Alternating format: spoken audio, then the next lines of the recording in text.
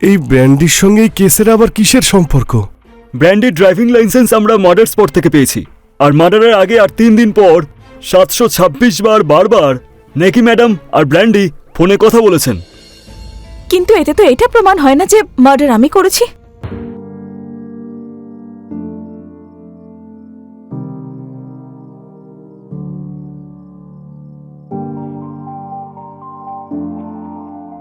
বাবা আর বিজির খাওয়া হয়ে গেছে? হ্যাঁ, বাবা আর বিজি তাড়াতাড়ি খাবার খেয়ে নেয়।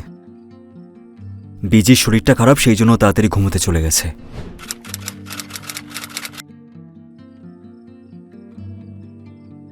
আর এমনিতেও যখন থেকে দাদা ছুটি নিয়ে এসেছে তখন থেকে বাবা আর বিজি দুজনেই সারাদিন ধরে দাদার সাথেই কথা বলতে ব্যস্ত থাকে। কি আর বলবো সুখবিন্দর, নিজের পরিবারের সঙ্গে এত বছর পর দেখা হয়েছে, কিভাবে সময় কাটলো বুঝলামই না। আচ্ছা সুখবিন্দর, একটা কথা বলার ছিল।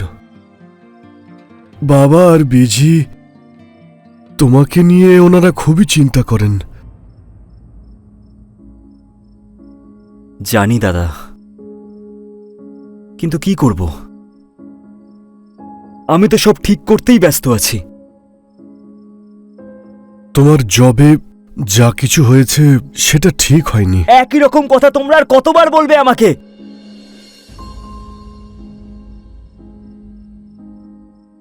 দেখো দাদা, আমি জানি ভুল হয়েছিল আমার, কিন্তু আমি আবার দুবাই গিয়ে সেটেল হওয়ার কথা ভেবেছি। এরপর সব প্রবলেম সলভ হয়ে যাবে। আমি দুবাইতে জব পেয়ে গেছি দাদা, আর কিছুদিন পর আমি আর নিকি ওখানেই সেটেল হয়ে যাব। তাহলে এনারা দুজন তো এখানে একা হয়ে যাবেন। হ্যাঁ দাদা, আমিও ওকে এটাই বলছিলাম যে আমি এখানেই থেকে যাই। মানে ওনাদের খেয়াল রাখার জন্য কাউকে তো থাকতে হবে। তার কোনো দরকার নেই, আমরা দুজন ওখানেই থাকবো, আর তার কিছুদিন পর আমি বাবা আর বিজিকে ওখানেই ডেকে নেব। মাত্র কিছু সময়ের ব্যাপার, ব্যাস। তুমি রেগে যাচ্ছ কেন?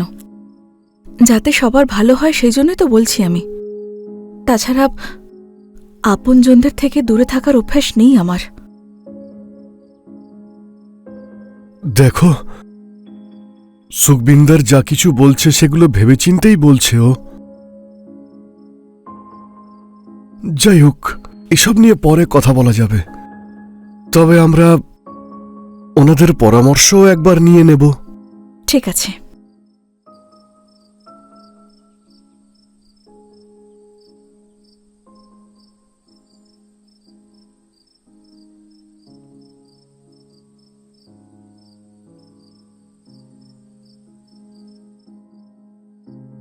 আচ্ছা, সবার খাওয়া হয়ে গেছে যখন বাইরে একটু হেঁটে আসি, তোমার মাথাও ঠান্ডা হয়ে যাবে আর খাবারও হজম হয়ে যাবে।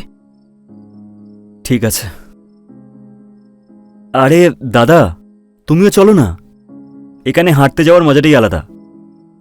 ঠিক আছে, তোমরা যাও, আমিও এখনই আসছি। ঠিক আছে।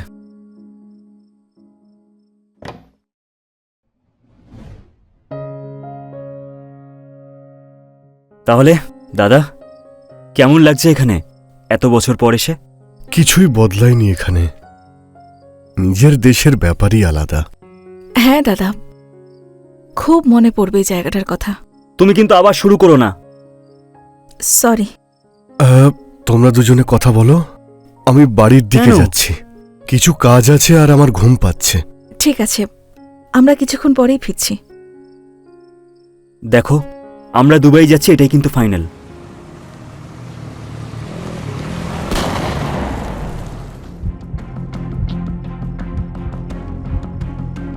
সুখবিন্দর, সুখবিন্দর, সুখবিন্দর ওঠো, ওঠো সুখবিন্দর, ওঠো। কি হলো তোমার? ওঠো সুখবিন্দর, সুখবিন্দর ওঠো, সুখবিন্দর ওঠো। বন্দুকের গুলির আওয়াজ শুনে গুরবিন্দর সিং রোডের দিকে দৌড়ন, আর দেখলেন সুখবিন্দর সিং রোডের ওপর রক্তাক্ত অবস্থায় পড়ে আছে। নেকি ওখানে বসে চিৎকার করে করে কাঁদছিলেন। তখনই সেখান থেকে দুজন বাইকে করে যাচ্ছিলেন। নেকি ওনাদের দিকে ইশারা করে বললেন যে গুলি ওই বাইক আরোহীরাই চালিয়েছে। গুরবিন্দার ওই বাইক আরোহীদের ধরার জন্য ওদের পিছনে দৌড়লেন, কিন্তু ততক্ষণে ওই বাইক আরোহীরা সেখান থেকে পালিয়ে গেছে। নিজের ছোট ভাইকে এই অবস্থায় দেখে গুরবিন্দার আবার নিজের ভাইয়ের দিকে দৌড়লেন, কিন্তু ততক্ষণে সুখবিন্দার মারা গেছেন। রিটায়ার্ড চিফ অফিসারের ছেলের হত্যার খবর যখন নিউজ পেপারে আসে, পুলিশকে উপরমহলের চাপের কারণে ইনভেস্টিগেশনকে এগিয়ে নিয়ে যেতে হয়।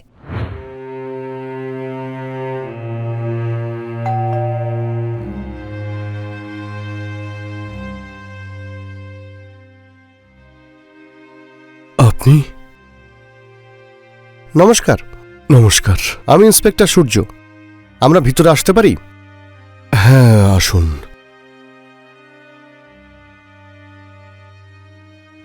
বসুন। বলুন। ক্ষমা করবেন, এই রকম সময় আপনাদের বাড়িতে আসতে হলো, কিন্তু আমাদের তো কাজটাই এটা। সুখবিন্দারের খুনের ব্যাপারে আপনাকে কিছু জিজ্ঞাসাবাদ করতে এসেছি। গুরবিন্দর বাবু, আপনি আপনার পুরো পরিবারকে কি এখানে ডাকবেন? তাহলে আমাদের কাজটা সহজ হয়ে যাবে।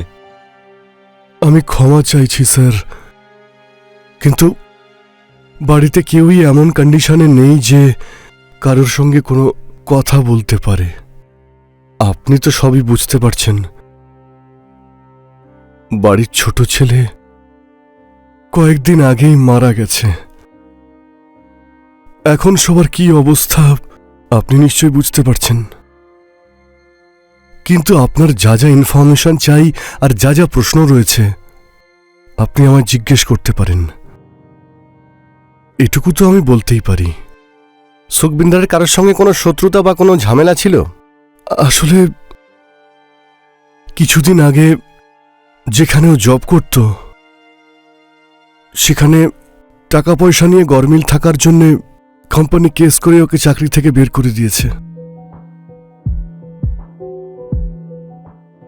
দেখুন, আমি তো কারোর নাম ঠিক বলতে পারবো না, কিন্তু ওর অফিসের মধ্যে কেউ হয়তো জড়িত থাকতে পারে যে এই খুনটা করিয়েছে। আমি কিছুদিন আগেই পুনেতে এসেছি, তাই জন্য আমি ওর অফিসের কোনো কলিগকে তো চিনিই না, কিন্তু আপনি ওর অফিসে জিজ্ঞাসাবাদ করতেই পারেন। হয়তো এই কেসে কোনো সূত্র পেতে পারেন। গুরবিন্দর বাবু, আপনি ওনার অফিসের অ্যাড্রেসটা আমাদের দিয়ে দিন, আমরা ওখানে গিয়ে জিজ্ঞাসাবাদ করব। হ্যাঁ, নিয়ে আসছি। স্যার, মনে হচ্ছে ব্যাপারটা অফিসের সাথেই জড়িত। আমার তো মনে হয় না, কারণ কোনো বড় কোম্পানি নিজের এমপ্লয়ের সঙ্গে এরকম করবে না। তাদের ইমেজে ধাক্কা লাগতে পারে। হ্যাঁ, অফিসের কোনো এমপ্লয়ি এই খুনে জড়িত থাকতে পারে। তুমি একটা কাজ করো, গুরবিন্দর বাবুর কাছ থেকে কার্ড নাও আর ওনার অফিসে গিয়ে খুব ভালো করে তদন্ত করো আর জিজ্ঞাসাবাদ করো।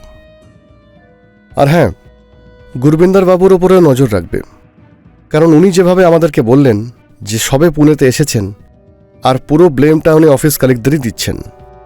আমার মনে হয় যে এই অ্যাঙ্গেল থেকেও তদন্ত করা উচিত। আমার মনে হচ্ছে এই খুনে পরিবারের কেউ আবার জড়িত নয় তো।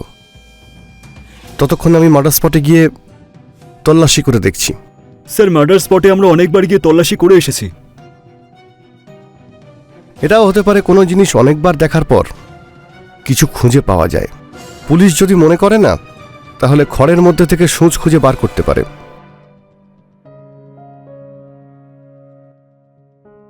নিন।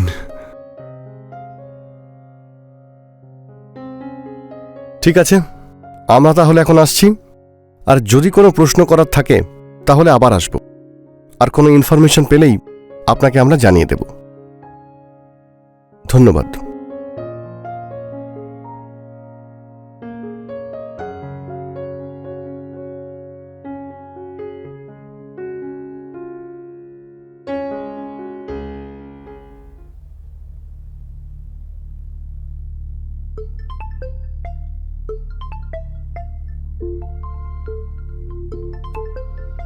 এর আবার এখন কি হলো? পুলিশের চাকরি করতে গেলে মানুষ একটু শান্তিতে ঘুমোতেও পারে না। হ্যালো, আমি আজকে ছুটিতে আছি, কালকে থানায় এসে কথা বলছি, ঠিক আছে? স্যার, আমি একটা ইম্পর্টেন্ট লিড পেয়েছি। আপনি যে কল ডিটেলসটা চেয়েছিলেন সুখমিন্দারের ফ্যামিলি থেকে, সেটা এসে গেছে। আমার মনে হয় আপনার প্লিজ একবার দেখে নেওয়া উচিত। It's very urgent sir. আচ্ছা, ঠিক আছে, আমি একটু পরেই যাচ্ছি।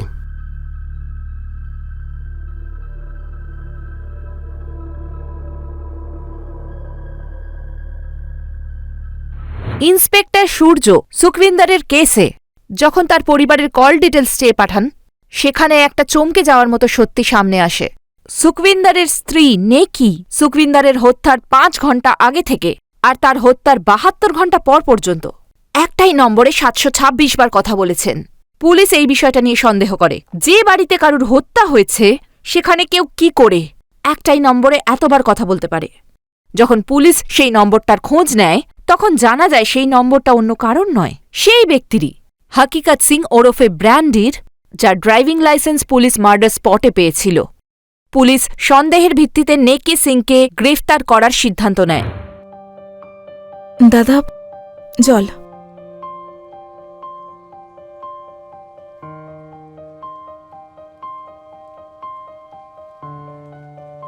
বাবার বিজি কিছু খেয়েছেন? না, ওনারা খাওয়া দাওয়া প্রায় ছেড়ে দিয়েছেন। খুব চিন্তা হচ্ছে আমার। আমিও বোঝানোর অনেক চেষ্টা করেছি, কিন্তু কি বোঝাবো? সুখবিন্দারকে তো আমি হারিয়ে ফেলেছি। এবার বাবা আর বিজির শরীর খারাপ না হয়ে পড়ে। আপনি কি বলছেন দাদা? এসব কিচ্ছু হবে না। তুমি খুব সাহসী, নিজের সঙ্গে সঙ্গে পুরো পরিবারটাকে আগলে রেখেছ। আমি দেখছি।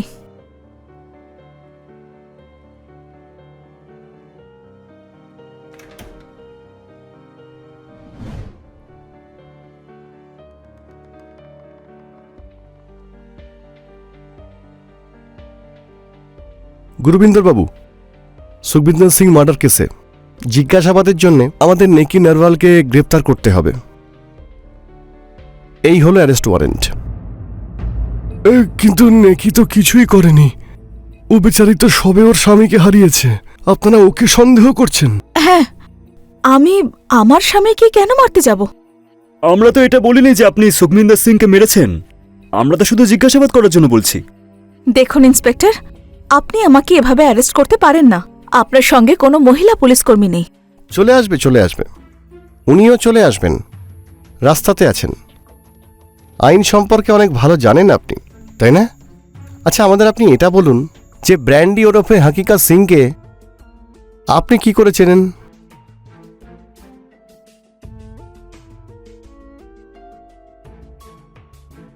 এই ব্র্যান্ডির সঙ্গে এই কেসের আবার কিসের সম্পর্ক?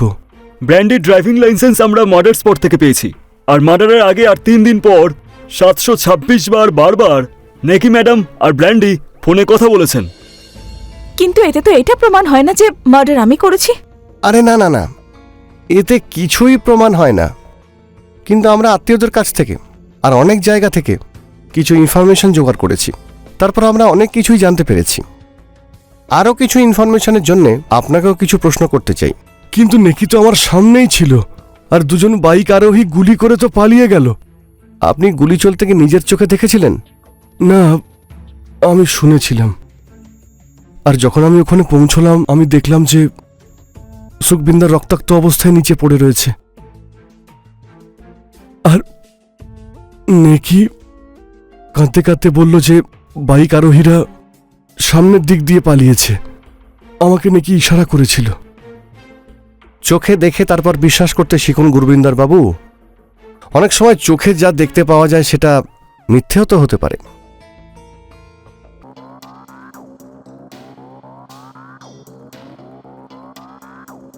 হ্যালো। হ্যালো, কি হয়েছে? এত রাতে কেন ফোন করেছো? আরে দেখ না, এই সুখবিন্দর সিং তো আমাকে দুবাই নিয়ে যাওয়ার জন্য উঠে পড়ে লেগেছে। আমার মনে হয় না ও রাজি হবে। তুই তুই কোথাও যাবি না। তোকে আমি সেই কলেজ থেকে ভালোবাসি। আর আমি তোর থেকে দূরে থাকতে পারবো না।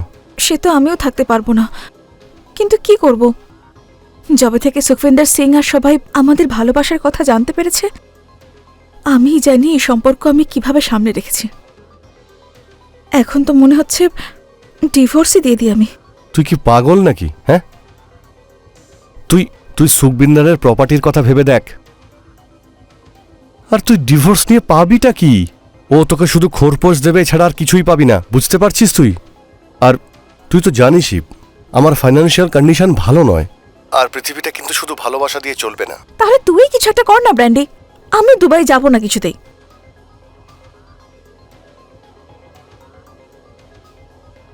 কেউ কোথাও যাবে না, আমি যেমনটা বলবো ব্যাস তুই শুধু তেমনটা করে যাবি।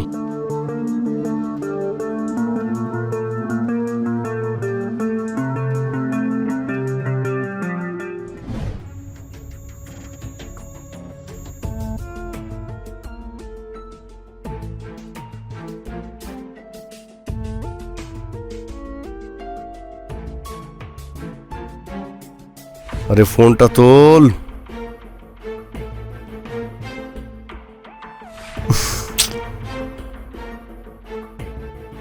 ফোনটা তোল, ফোনটা তোল। হ্যালো, আরে আরে কোথায় তুই? আমি অনেকক্ষণ ধরে তোকে ফোন করছি। আচ্ছা শোন, আমার আমার একটা বন্দুক চাই। আরে না না, আরে আসলে আমার একটা বন্ধুর বিয়ে, তো ওই ওখানে গিয়ে একটু এনজয় করব। আরে হাওয়াতে ফায়ার করব। তুই তো ভালো করে জানিস যে যদি আমার অ্যাটিটিউড একটু কমে যায় তাহলে আমার ভালো লাগে না। তো তুই দিচ্ছিস তো? হ্যাঁ ঠিক আছে, তো আমি কালকেই যাচ্ছি। হ্যাঁ ভাই, পরশুদিন দিয়ে দেব। হ্যাঁ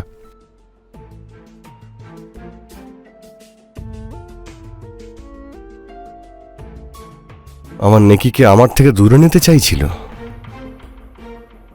এবার দেখ আমি কি করতে পারি সুখবিন্দর সিং। আমার নেকি তোর সঙ্গে এই জন্যই আছে কারণ তোর কাছে প্রপার্টি আছে। আমার ভালোবাসাকে আমি দূরে যেতে দেব না। একবার যদি তুই পৃথিবী থেকে আউট হয়ে যাস, তারপর আমি আর নেকি তোর প্রপার্টি নিয়ে এনজয় করব।